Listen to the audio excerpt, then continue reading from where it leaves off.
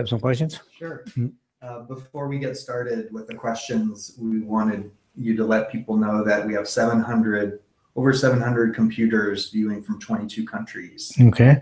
So I was just told that over 700 computers from about 22 countries. And Frank Jerry from Peru, Lima, just sent me a short message saying they're already waiting for the live webcast, 60 of them together. So that means some computer has a lot of people. So that, and sometimes when I hear that, people listening, making it very important, listening from different places, it just gives me energy to say, of course, my energy is worth to put together here. So every time, so I'm very happy that so many people are attending, and yeah, so great. And the other thing is to clarify, this is session 3, right? That you'll be talking about. This that we're doing right now is session 3. Okay. Yeah. So we're getting a question here.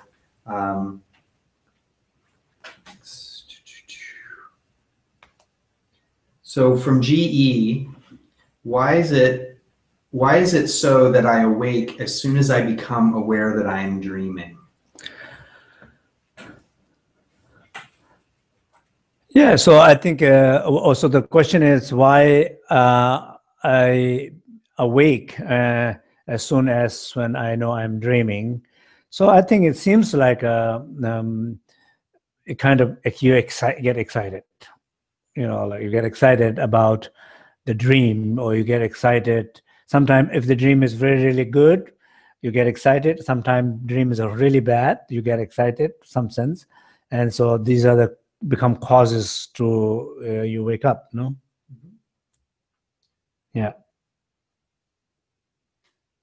So another person asked, is awakening possible without experiencing lucid dreams? That somebody says, despite retreats, I don't seem to be able to reach that state so far. However, remembering falling asleep consciously and being conscious in sleep twice during a Vipassana retreat in my youth.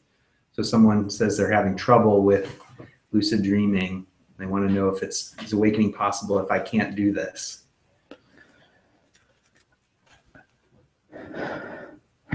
So if one is not able to have a lucid dreaming, is it possible to awake, right? So the answer is difficult. I know, like, it's kind of discouraging, but then it also means you have opportunity. You have opportunity every single night. In a way, you can say every single night you go to sleep, you wake up in the morning. If you wanted to know if you died yesterday night, what happened? That's how you know. If nothing, you don't remember anything, and that's exactly what happens if you died yesterday. If you remember something, and that also means it's a good. So basically it means we have opportunity. So I think that we take this beautiful moment about dreaming and sleep, incredibly opportunity, possibility that we have. We just not pay enough attention. And I think that's my clearly encouraging all of you is just to pay a little more attention every night. Okay. We have one more. This is from Vladimir, who says, should we dissolve into the light the object, for example, a person that we might be having pain, or the emotion? Okay. So the question is, when we're dissolving into the light, should one dissolve the object or the person into the light, or the emotion? So mainly first part of the practice, when we're dissolving outside, is object. Remember I said object of pain, object of fear, object of ego. So it means it's an object that you dissolve. Object could be a person, object could be a house, car, anything. And then it's more like you can also dissolve the subject part also. So when you are kind of light coming back, when you're dissolving your body, in a way it's like a dissolving your subject. The body is kind of subject, your own body is kind of subject, where the mind, its consciousness is held. So you can also like dissolve your own emotion too. So in the end, then, because in the body we hold so much, we're trying to loosen up our body. I think that's kind of very important part of these practices, really paying close attention to the body and loosening up in the body. If you cannot loosen up in your mind, then it'll help you to loosen up in your mind. So that's the idea. So a question from Hira. The question that spontaneously arose for Hira is, how do we recognize the clear light when all is space and light? Thank you. Yeah.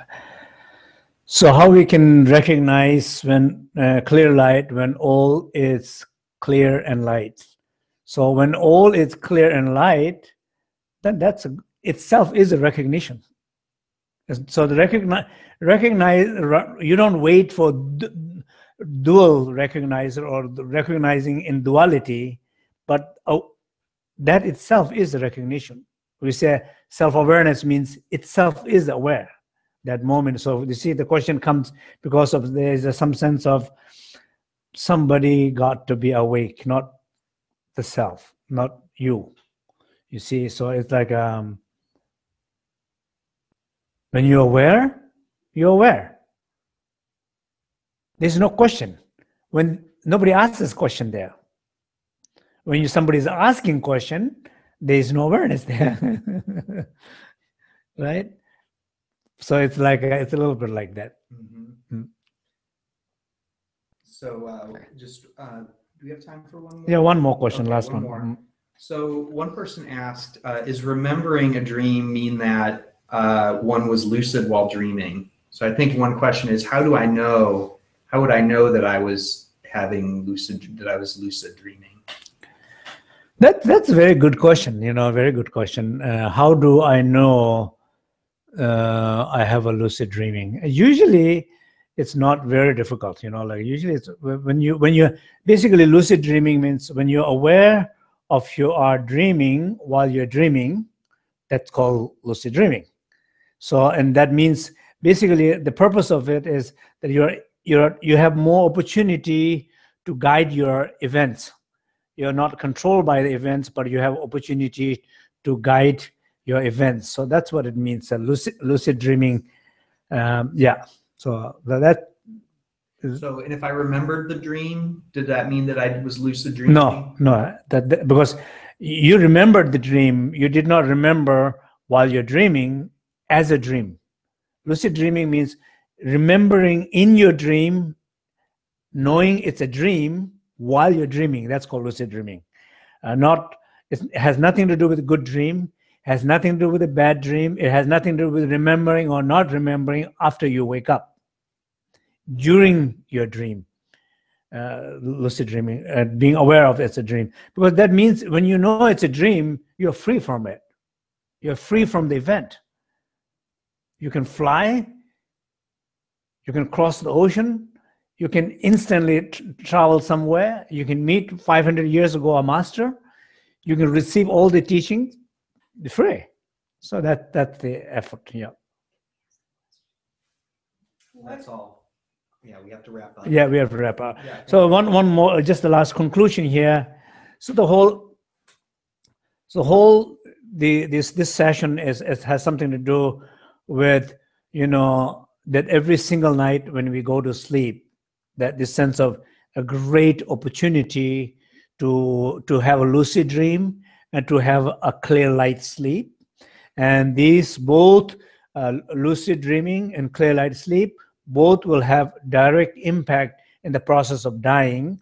When we die, more likely we will be able to be aware in the first stage of the intermediate state. If we have more experiences with the sleep yoga, you will be awake more in the second stage of intermediate state if you have more experiences with the dream yoga practice, because dream yoga is some sense it's easier because there's more sense of identity and a connection there. So both of these are very much, dream and sleep, that's very much to preparing yourself for that moment. And again, not only for that, every single night, it's a great opportunity to explore and develop yourself. So And obviously, those who are not familiar, there's a Tibetan yoga of dream and sleep. There's a book there. There's a little bit more, I say, more information about these exercise. And yeah, so that's all. Thank you so much.